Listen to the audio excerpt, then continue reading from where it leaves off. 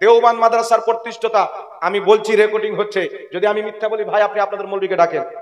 আজকে না আপনি বলেন ডেট নেন, আপনি ডেট এখানে জানাবেন, আমি আসবো।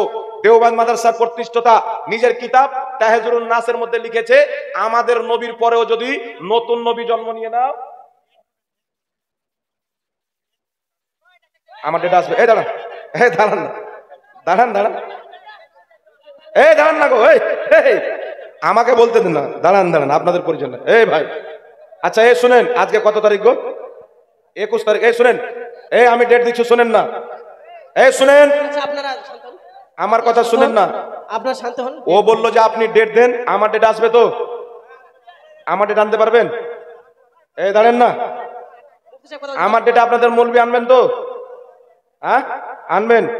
আগামী 21 তারিখে আমি আবার আসবো, আগামী 21 তারিখে আমি আবার আসবো।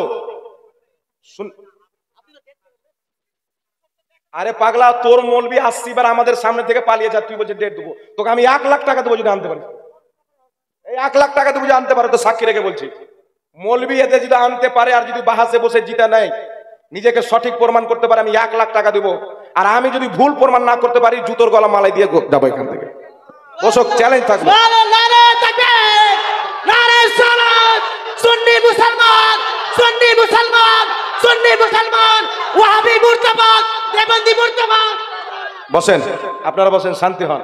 আপনি জানেন কি লিখেছে? দেওবন্দ মাদ্রাসার প্রতিষ্ঠাতা তাহজুরুন নাস কিতাবে লিখেছে, আমাদের নবীর পরও যদি নবী জন্ম নিয়ে নেয়, তবু আমাদের নবীর শেষ নবী হতে ব্যাঘাত ঘটবে না। আউযুবিল্লাহ। ঘটবে না? আমাদের নবীর পরে যদি নতুন নবী জন্ম নেয়, তা আমাদের নবীর শেষ নবী হতে ব্যাঘাত ঘটবে কি ঘটবে না? আশরাফ আলী থানভী লিখেছেন, নবীর মতন জ্ঞান প্রত্যেক পাগল, পশু, বাচ্চা কাচ্চাকেও আছে।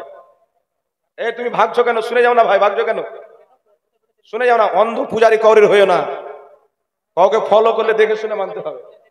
দেখ ওই ডেট, দেখ নাম চলাচ্ছ, দেখ দেখ। শুনেন, একটি কথা আমার দিকে লক্ষ্য করেন, যারা নবী পাকের বিপক্ষে গিয়েছে, দেওবন্দি অর্থাৎ ওয়াহাবি, এদের কপালে হেদায়েত নাই।